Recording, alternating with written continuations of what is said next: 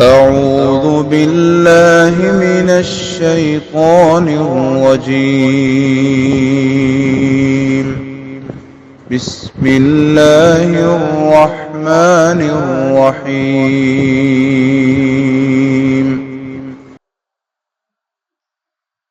السلام علیکم ورحمۃ اللہ وبرکاتہ۔ سورہ صاد آیت نمبر 21 سے ان الحمد للہ والصلاة والسلام علی رسول اللہ اما بعد۔ اعوذ باللہ السمیع العلیم من الشیطان الرجیم من ہمزہ ونفخہ ونفثہ۔ وَهَلْ أَتَاكَ نَبَأُ الْخَصْمِ إِذْ تَسَوَّرُوا الْمِحْرَابَ إِذْ دَخَلُوا عَلَى دَاوُودَ فَفَزِعَ مِنْهُمْ قَالُوا لَا تَخَفْ خَصْمَانِ بَغَى بَعْضُنَا عَلَى بَعْضٍ فَاحْكُمْ بَيْنَنَا بِالْحَقِّ وَلَا تُشْطِطْ وَاهْدِنَا إِلَى سَوَاءِ الصِّرَاطِ إِنَّ هَذَا أَخِي لَهُ 99 نَعْجَةً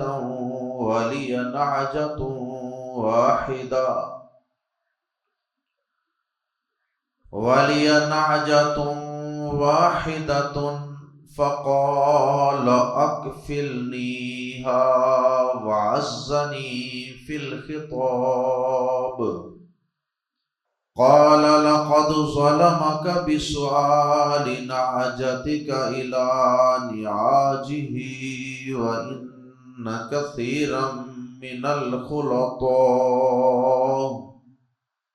وإن كثيرا من الخلطاء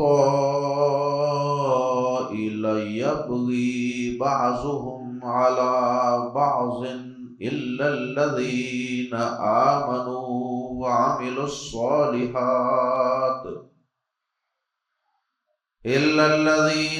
آمنوا وعملوا الصالحات وقليل ما هم وظن داود أنما فتناه فاستغفر ربه وخر راكعا وأناب فغفرنا له ذلك وإن له عندنا لزلفى وحسن مآب۔ گزشتہ آیات میں ذکر چل رہا تھا حضرت داؤد علیہ السلام کا۔ اللہ رب العزت نے حضرت داؤد علیہ السلام کے قصے کا آغاز کرتے ہوئے ہی نبی پاک صلی اللہ علیہ وسلم کو یوں خطاب فرمایا تھا،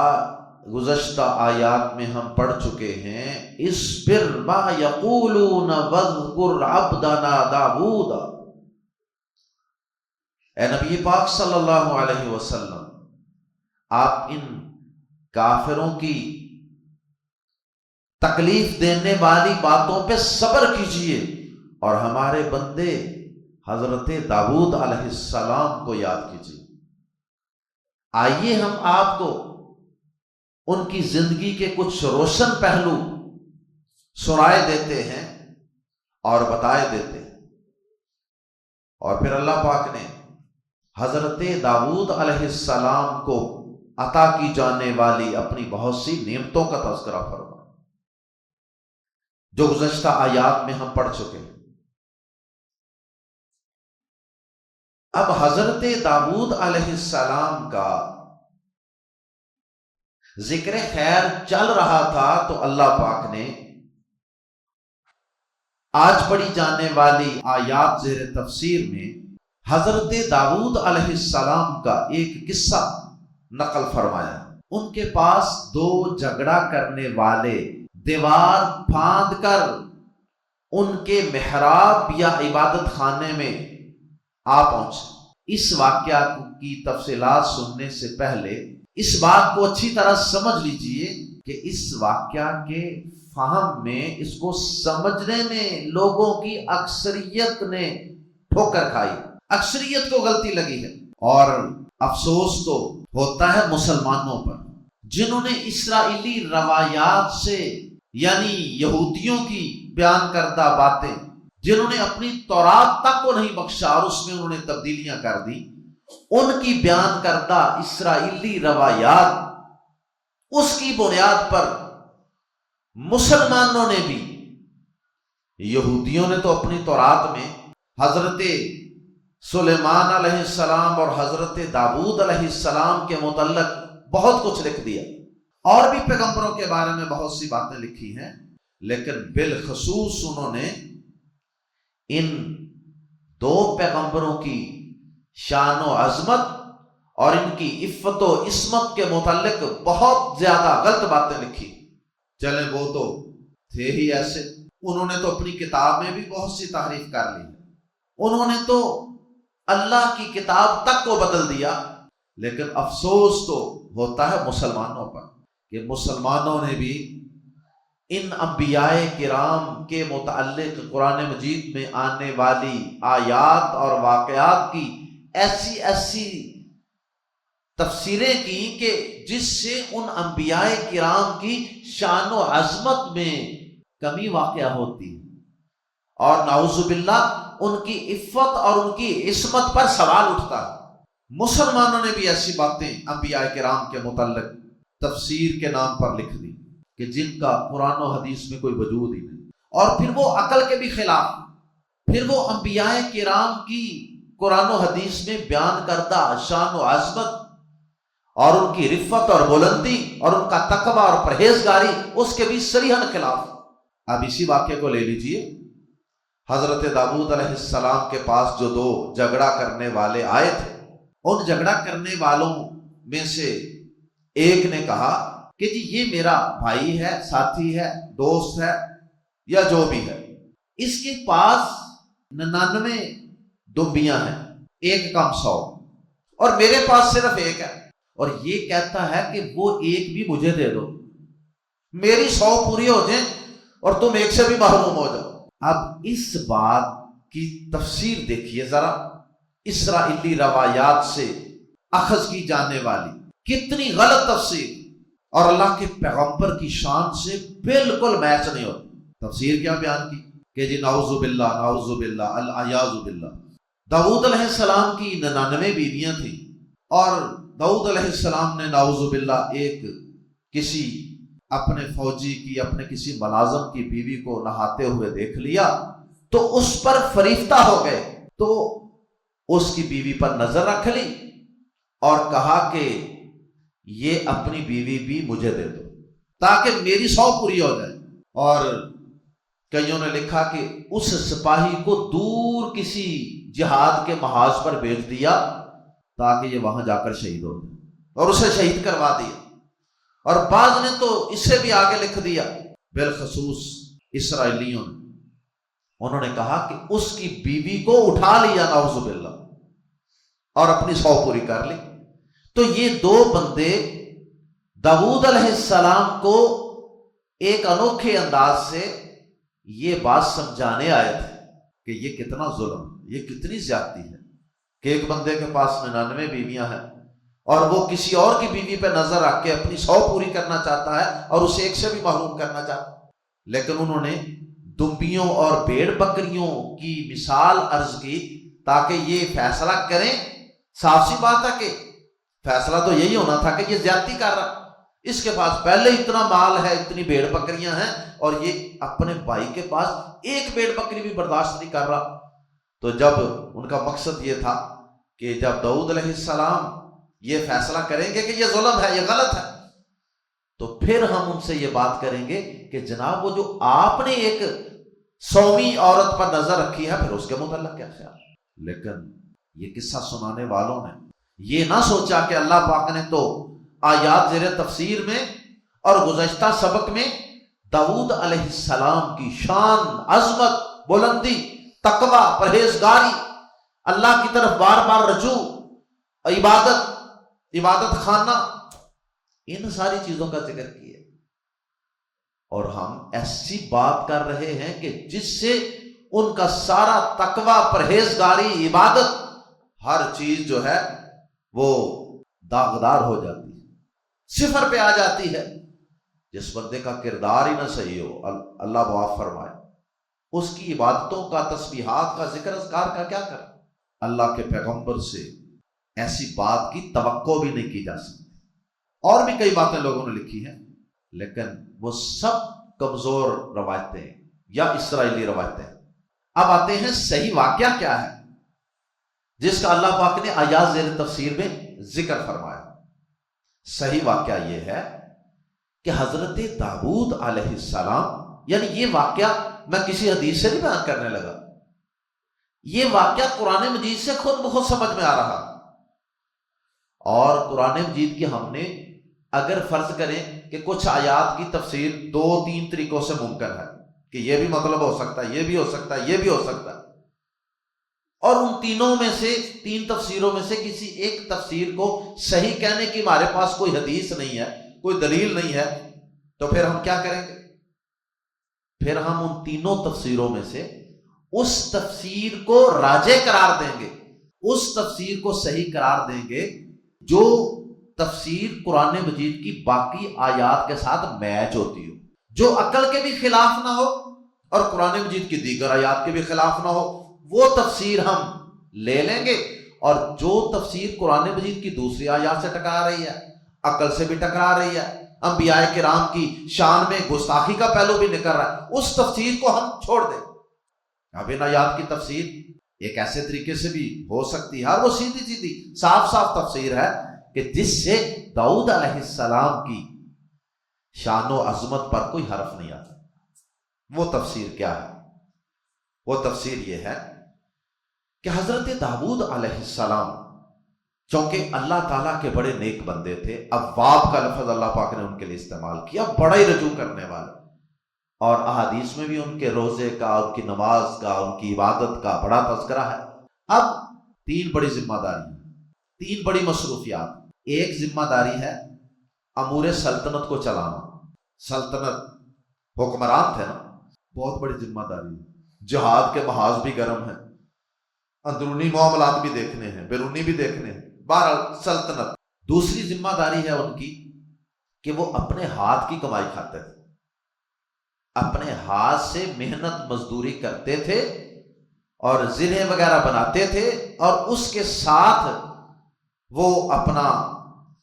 امور خانہ کو، دار روٹی کو چلاتے تھے، نان و نفقہ وغیرہ۔ اب یہ ایک الگ ذمہ داری ہوتی ہے، محنت مزدوری کرنا، کمائی کر کے لانا، یہ پوری ایک الگ ذمہ داری ہے، حکمرانی ایک الگ ذمہ داری ہے، اور تیسری ان کی بڑی مصروفیت تھی اللہ کی عبادت میں مصروف رہنا۔ یہ 3 کام وہ کرتے تھے۔ عبادت بھی وہ کو باڑی موٹی ہماری طرح نہیں کرتے تھے کہ بس فرض پڑے اور بس کام ختم۔ ان کی عبادت بھی بڑی خاص عبادت تھی کہ جس کو اللہ پاک نے قرآن مجید میں بیان کیا۔ اب 3 بڑی ذمہ داریاں ادا کرنی، تو داؤد علیہ السلام نے انتظامی فیصلہ کیا، صاف سی بات ہے ہر بندہ ایسا کرتا ہے۔ انہوں نے اپنے 24 گھنٹوں کو، دن رات کو 3 حصوں میں تقسیم کیا ہوا تھا۔ کچھ وقت انہوں نے رکھا ہوا تھا امور سلطنت کو سنبھالنے کے لیے، اور کچھ وقت رکھا تھا اپنی محنت مزدوری، زرہیں وغیرہ بنانا، اور ایک تیسرا وقت انہوں نے فکس کیا ہوا تھا اللہ کی عبادت کے لیے۔ اب جب وہ اللہ کی عبادت کرتے تھے، وہ انہوں نے 2، 4، 6 گھنٹے جتنے بھی وقت مقرر کیا تھا اس دور کے مطابق، اس وقت میں بھی چونکہ وہ صرف ایک اللہ کے ایک بندے نہیں تھے، اللہ کے ولی نہیں تھے صرف، بلکہ وہ حکمران بھی تھے، وہ نبی رسول بھی تھے۔ اب حکمران بھی ہو، نبی رسول بھی ہو، کتنے لوگ آئیں گے اس کے پاس اپنے معاملات کو حل کروانے کے لیے، اپنے فیصلے کروانے کے لیے، اپنے جھگڑوں کو نپٹوانے کے لیے۔ اب جو گھنٹے داؤد علیہ السلام نے عبادت کے لیے مقرر کیے تھے نا، ان اوقات میں وہ اپنے عبادت خانے میں داخل ہو جاتے اور اس کے دروازے وغیرہ بند کر دیتے، یا کوئی باہر پہرے دار بٹھا دیتے کہ لو بھائی اب میرا عبادت کا وقت ہے، اب کسی کو میرے پاس نہیں آنا دے۔ لیکن اتنی بڑی سلطنت کا حکمران اور اوپر سے نبی بھی، تو ان گھنٹوں کے اندر وہ 2 4 6 جتنے بھی گھنٹے تھے عبادت کے، ان میں بھی تو لوگوں کو ضرورت تھی نا، ان اوقات میں بھی لوگوں کے جھگڑے ہوتے تھے، لوگوں کے مسائل ہوتے تھے، کسی کو کوئی پریشانی ہوتی تھی تو وہ کہاں جاتے؟ حکمران تو جناب عبادت خانے میں اللہ اللہ کر رہا، اور اس تک ہماری رسائی نہیں ہے۔ اللہ پاک کو یہ انداز عبادت کا پسند نہیں آیا کہ لوگ باہر کھجل خراب ہو رہے ہیں، لوگ انصاف کے لیے کہاں جائیں اس وقت؟ اگر کسی کو کوئی حاجت ہو جائے، کوئی ضرورت پڑ جائے حکمران کی، نبی کی، تو وہ کہاں جائے؟ یا کسی نے کوئی مسئلہ ہی پوچھنا ہو یا فیصلہ کروانا ہو تو کہاں جائے؟ اللہ پاک کو عبادت کا یہ انداز پسند نہیں آیا کہ سب سے کٹ آف ہو کے، لا تعلق ہو کے، ایک کمرے میں بند ہو کر عبادت کرتے رہو کئی کئی گھنٹے۔ اسلام کا بھی مزاج یہ نہیں ہے۔ اللہ پاک نے داؤد علیہ السلام کو یہ بات سمجھانے کے لیے کہ آپ کا یہ انداز درست نہیں، اللہ پاک نے 2 بندے بھیجے،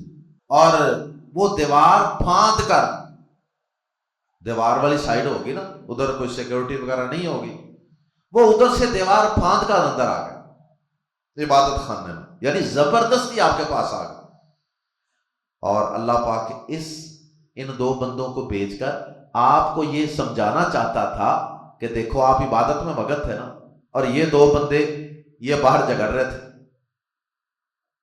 اور آپ تک رسائی کوئی نہیں ہے، آپ نے آگے چوکیدار بٹھائے ہوئے ہیں، دروازے بند کیے ہوئے۔ عبادت ضرور کرو، لیکن آپ کو 24 گھنٹے لوگوں کی حاجت، ضرورت، لوگوں کی خدمت کے لیے میسر ہونا چاہیے، اویلیبل ہونا چاہیے۔ عبادت کے دوران بھی اگر کوئی بندہ آپ کے پاس اپنے کام کے لیے آ جائے تو اس کی آپ تک رسائی ہونی چاہیے۔ آپ عبادت کو تھوڑی دیر روکیں اور لوگوں کے اس مسئلے کو سنیں اور حل کریں۔ پیارے نبی جناب محمد رسول اللہ صلی اللہ علیہ وسلم کا بھی یہ فرمان ہے نا کہ میں کسی کی حاجت ضرورت کے لیے، کسی کے کام کے لیے اس کے ساتھ چل پڑوں، یہ مجھے زیادہ پسند ہے اس کام سے، اس عبادت سے، کہ میں مسجد نبوی میں اعتکاف کروں۔ اللہ اکبر۔ اس کا مطلب ہے کہ جو فرض عبادت ہے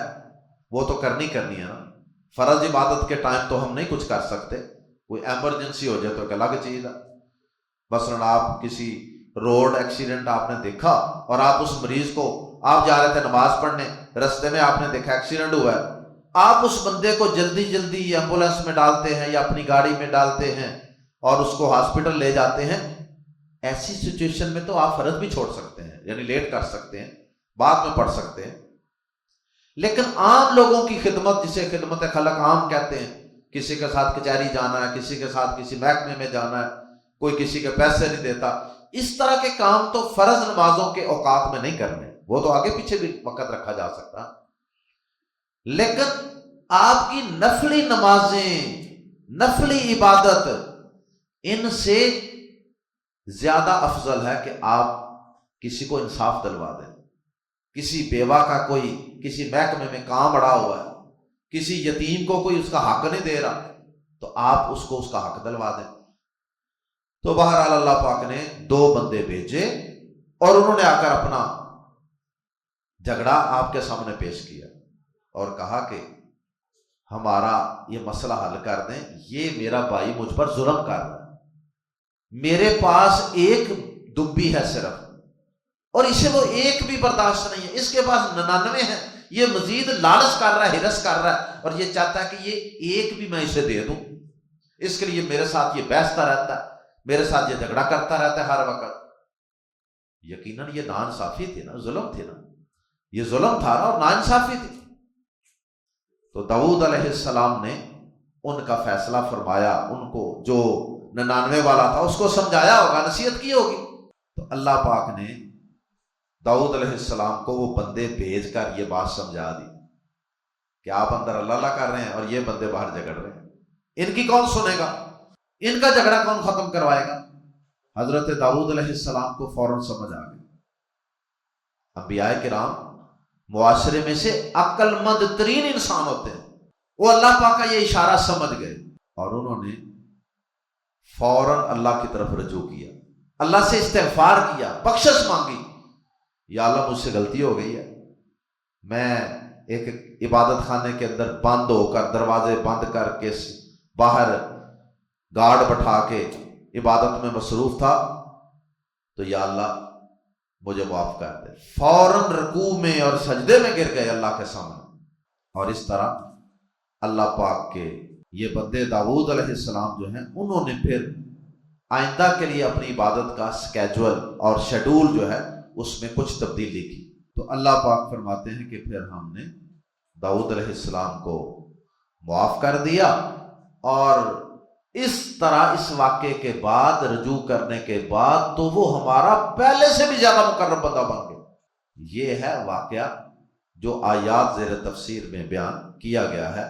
اور یہ تھی وہ ایک اجتہادی غلطی جس کی اللہ پاک نے اصلاح فرما دی آئندہ کے لیے۔ اچھا، اس واقعہ سے ایک اور بھی بڑا اہم سبق ملتا ہے۔ داؤد علیہ السلام بادشاہ ہیں، نبی بھی ہیں، کوئی تھوڑا سٹیٹس نہیں ہے، کوئی چھوٹا اور تھوڑا سٹیٹس نہیں ہے، دنیاوی اعتبار سے بھی اور روحانی اعتبار سے بھی کتنا بڑا سٹیٹس ہے۔ لیکن اس کے باوجود وہ جو 2 بندے آئے دیوار پھاند کر، داؤد علیہ السلام شروع میں تھوڑے سے گھبرا گئے، پتہ نہیں یہ کوئی مجھے قتل کرنے کی نیت سے آئے ہیں یا کوئی نقصان پہنچانے کی نیت سے آئے ہیں، جو دیوار پھاند کر آ گئے۔ داؤد علیہ السلام گھبرائے، لیکن انہوں نے گھبراہٹ دور کر دی کہ نہیں، ہم کوئی آپ کے ساتھ کسی بد نیتی سے نہیں آئے، ہم اپنا ایک فیصلہ کروانے آئے۔ اب داؤد علیہ السلام تھوڑا سا خوف زدہ بھی ہوئے، گھبرائے بھی۔ ان 2 جھگڑا کرنے والوں نے پھر دوسرا ایک غلط کام یہ کیا، ایک تو یہ غلط کیا کہ دیوار پھاند دی، دوسرا غلط کام یہ کیا کہ وہ داؤد علیہ السلام جیسے پیغمبر کو اور اللہ کے ولی کو اور انصاف کا بول بالا کرنے والوں کو یہ کہہ رہے ہیں کہ ہمارا فیصلہ صحیح سے کرنا، انصاف سے فیصلہ کرنا، ناانصافی نہ کرنا، زیادتی نہ کرنا۔ غصہ تو بندے کو آ جاتا ہے کہ یار میں نے کون سا فیصلہ پہلے کو غلط کیا، میں کوئی ناانصافیاں کرتا ہوں پہلے؟ لیکن داؤد علیہ السلام ان کی ان دونوں غلط باتوں اور حرکتوں پر خفا نہیں ہوئے، غصے میں نہیں آئے کہ تم دیوار پھاند کر اندر آئے ہو، پہلے تو مجھے اس کا حساب دو، پھر اگلی بات کروں گا میں تم سے۔ اگر دنیا کا کوئی بادشاہ ہوتا، اللہ کی قسم، ان کی ان 2 گستاخیوں پر انہیں قتل کروا دیتا، یا انہیں کو سخت ترین سزا دے دیتا، قید کروا دیتا۔ انہیں جرت کیسے ہوئی ہے دیوار پھاند کے اندر آ گئے؟ انہیں جرت کیسے ہوئی ہے مجھے یہ کہنے کی کہ ظلم زیادتی نہ کرنا، ناانصافی نہ کرنا؟ لیکن کیا کمال ان کا حوصلہ تھا، صبر تھا، حلم تھا کہ آگے سے کچھ بھی نہیں کرنا۔ اسی لیے تو اللہ پاک نے اپنے پیارے پیغمبر جناب محمد الرسول اللہ صلی اللہ علیہ وسلم کو کہا کہ ان کافروں کی، مکہ والے ان کافروں کی باتوں پر صبر کیجئے اور ہمارے بندے داؤد علیہ السلام کو یاد کیجئے۔ ان کے ساتھ بھی لوگ ایسے کرتے رہے اور وہ آگے سے صبر کرتے رہے، صبر کرتے رہے۔ آئیے قرآن مجید کے الفاظ میں پڑھتے ہیں، آیت نمبر 21، وَحَلْ، اور کیا، عطا آئی ہے کا آپ کے پاس اے نبی صلی اللہ علیہ وسلم، وَحَلْ عطا کا، اور کیا آپ کے پاس آئی ہے، پہنچی ہے، ناباؤ، خبر، الخصمی، جھگڑا کرنے والوں کی، جھگڑنے والوں کی، وَهَلْ أَتَاكَ نَبَأُ الْخَصْمِ، اور کیا آپ کے پاس جھگڑنے والوں کی خبر پہنچی ہے؟ یہ شوق دلانے کا ایک انداز ہے کہ پہلے سوال کیا ہے کہ آپ کو اس قصے کا پتہ ہے، اس واقعے کا آپ کو علم ہے؟ الخصم یہ واحد، تثنیہ، جمع سب پر بولا جاتا ہے۔ ایک جھگڑا کرنے والا ہو پھر بھی الخصم، دو ہوں پھر بھی الخصم، زیادہ ہوں پھر بھی الخصم۔ نبأ الخصمی، جھگڑا کرنے والوں کی خبر، نیوز آف دی ایڈورسریز۔ اذ جب، تصوروا انہوں نے دیوار پھاند دی، المحراب محراب کی، تصوروا سورن سین کے ساتھ، سورن عربی زبان میں دیوار کو کہتے ہیں، کیونکہ اگلی آیت میں بھی داخل ہونے کا ذکر آ رہا ہے، اس لیے تصور المحراب، تصوروا کا معنی دیوار پھاند کر اندر داخل ہو جانا۔ اذ تصوروا، جب وہ دیوار پھاند کر داخل ہو گئے یا آ گئے، المحراب عبادت خانے میں، جب انہوں نے عبادت خانہ پھاندا، محراب عبادت خانے کو کہتے ہیں۔ اذ جب، داخلوا وہ داخل ہوئے، علی داود، داود علیہ السلام کے پاس یا داود علیہ السلام پر، یعنی جب وہ داخل ہو کر داود علیہ السلام کے پاس آئے، فاتو فازیہ، گھبرا گیا وہ، داود علیہ السلام گھبرا گئے، منہم ان سے، قالو انہوں نے کہا، اب یہ اللہ کے نبی بھی ہیں، بادشاہ بھی ہیں، لیکن یہ گھبراہٹ ایک فطری چیز ہے۔ اب کوئی بندہ جتنا مرضی طاقتور ہو، پہلوان ہو، متقی ہو، اللہ پہ توکل کرنے والا ہو، اگر کہیں کسی جگہ اچانک کوئی ڈاکو پسٹل اس کے کن پٹی پہ رکھ دے تو صاف سی بات ہے وہ گھبرائے گا، ایک دفعہ فطری چیز ہے، خوف، ڈر، غمی، خوشی، پریشانی۔ اللہ اکبر۔ اور یہاں سے بھی معلوم ہوا کہ داؤد علیہ السلام کو غیب کی خبر نہیں تھی۔ اگر انہیں پہلے ہی خبر ہوتی کہ یہ کوئی دشمن نہیں ہے تو پھر گھبرانے کی ضرورت ہے تھی۔ گھبراہٹ اسی لیے ہے نا کہ پتہ کوئی نہیں کون ہے، اس لیے انہوں نے کہا قالوا لا تخف، انہوں نے کہا مت ڈرو، خصمانی دو جھگڑنے والے ہیں۔ آپ یوں سمجھ لیجئے کہ نحن خصمانی، یا ویسے خصمانی دو جھگڑنے والے ہیں، دو بندے ہیں جھگڑنے والے، دو بندوں کا اختلاف ہے۔ بغا زیادتی کی ہے، بعضنا ہم میں سے بعض نے یا ہم میں سے ایک نے، علی بعض دوسرے پر، ہم میں سے ایک نے دوسرے پر زیادتی کی ہے۔ ہم دو جھگڑا کرنے والے ہیں، ہم دونوں کا آپس میں جھگڑا ہے اور ہم میں سے ایک نے دوسرے پر زیادتی کی ہے۔ ابھی تفصیل واقعے کی نہیں سنائی، ابھی موٹی موٹی بات بتائی ہے، اور ساتھ کہہ رہے ہیں فاحکم، پس فیصلہ کیجیے، بیننا ہمارے درمیان بالحق کی، حق کے ساتھ، یا ترجمہ کریں گے کہ ہمارے درمیان ٹھیک ٹھیک فیصلہ کیجیے، حق کے ساتھ فیصلہ کیجیے، ولا تشدد، اور ناانصافی نہ کرنا، بے انصافی نہ کرنا۔ شاطاتن کہتے ہیں ظلم زیادتی کو، اور لا اسی سے بننے والا یہ لفظ ہے، لا تشدد، ظلم زیادتی نہ کرنا، وہدینا، اور ہماری رہنمائی کیجیے، الی طرف، سوائی سیدھے، الصراط راستے، الی سواء الصراط، سیدھے راستے کی طرف، ہماری سیدھے راستے کی طرف رہنمائی کیجیے۔ ان ھذا اخی، آگے وہ واقعہ شروع کرتے ہیں، ان ھذا، بے شک یہ، اخی میرا بھائی ہے۔ اب یہ دینی بھائی بھی ہو سکتا ہے، کوئی کاروباری بھائی بھی ہو سکتا ہے، اور حقیقی بھائی بھی ہو سکتا ہے۔ ان ھذا اخی، بے شک یہ میرا بھائی ہے، لہو، اس کے لیے یا اس کے پاس، 99 و 90 اور 90، 90 و 90، 9 اور 90 یعنی 99، نعجتن، بھیڑ ہیں یا دمبیاں ہیں، والیا، اور میرے لیے یا میرے پاس، نعجتن واحدہ، ایک دمبی ہے، اور میرے پاس ایک دمبی ہے، اس کے پاس 99 ہے۔ فقالا، تو اس نے کہا، یہ جو میرا بھائی ہے اس نے کہا، اکفلنی، میرے سپرد کر دے، مجھے کفیل بنا دے، مجھے مالک بنا دے، میرے سپرد کر دے، ہاں اسے، اس دمبی کو، ہاں کی ضمیر لوٹ رہی ہے نعجتن کی طرف، اسے میرے سپرد کر دے تاکہ میری تو سو ہو نا، تو بھوکا مرتا رہے، مجھے کیا اس سے۔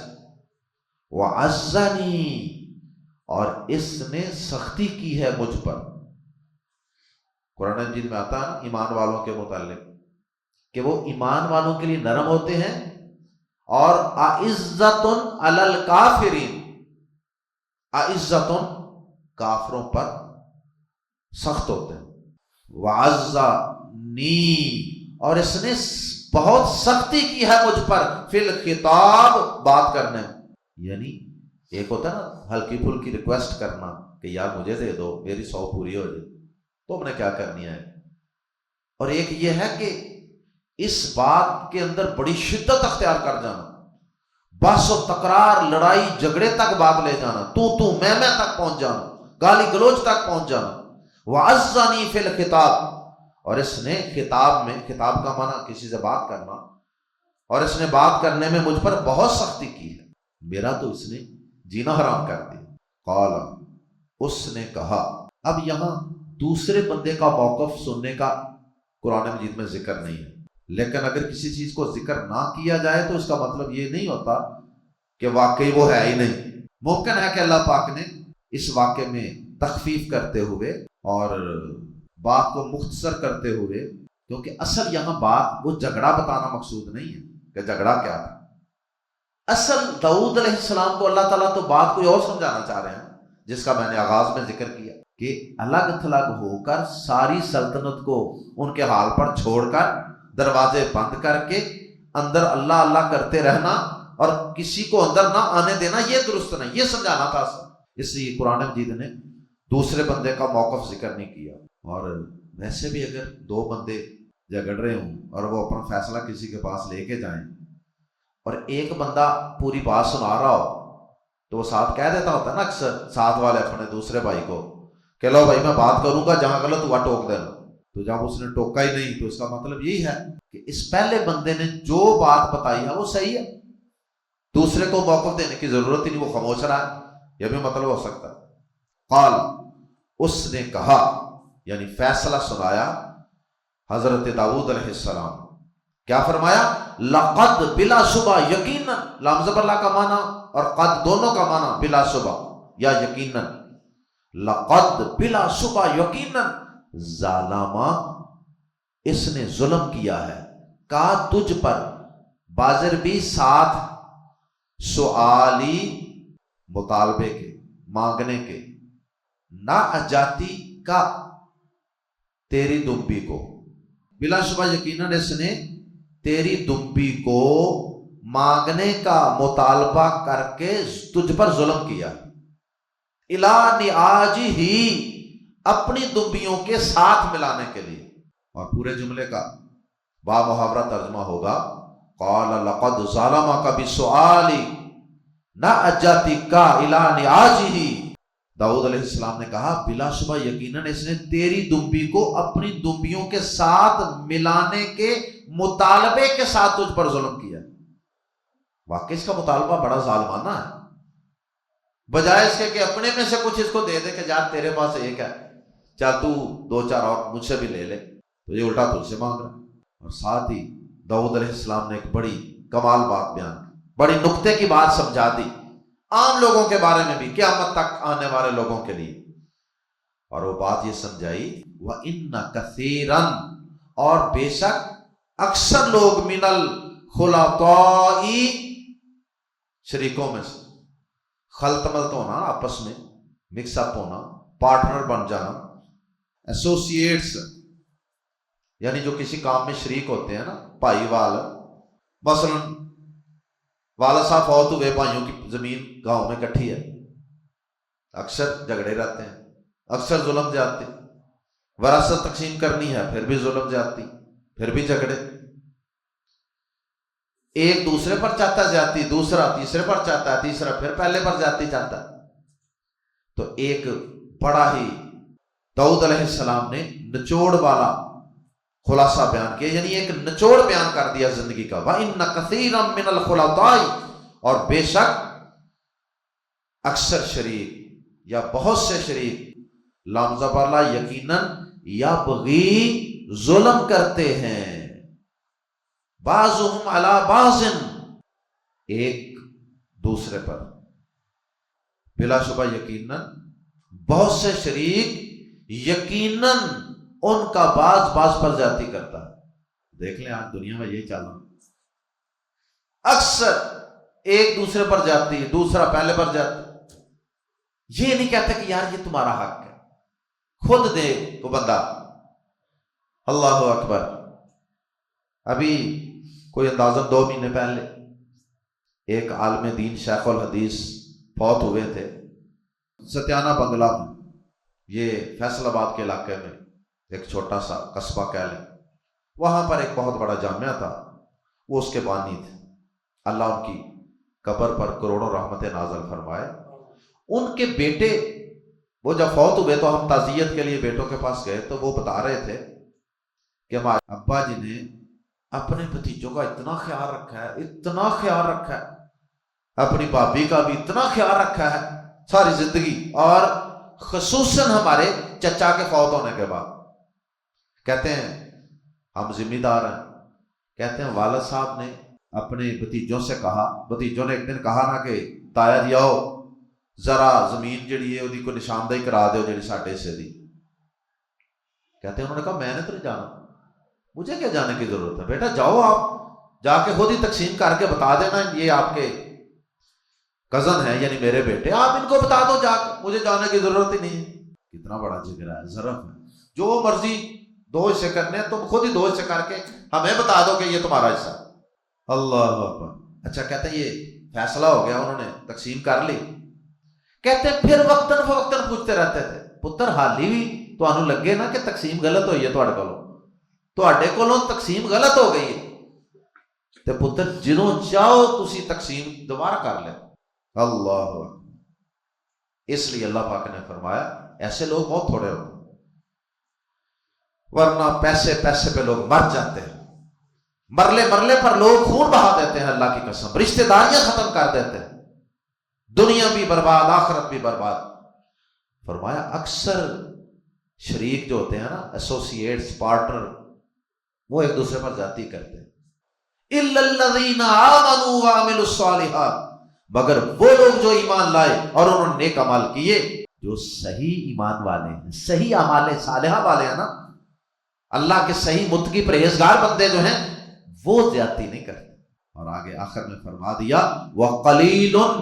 جملہ تھا وَقَلِيلٌ هُمْ، اور وہ کم ہے، درمیان میں ما کا لفظ لگا کے قلیل کے اندر اور زور پیدا کر دیا، وَقَلِيلٌ مَا، اور بہت ہی کم ہیں، ہم ایسے لوگ، اور یہ لوگ بہت ہی کم جو زیادتی نہیں کرتے۔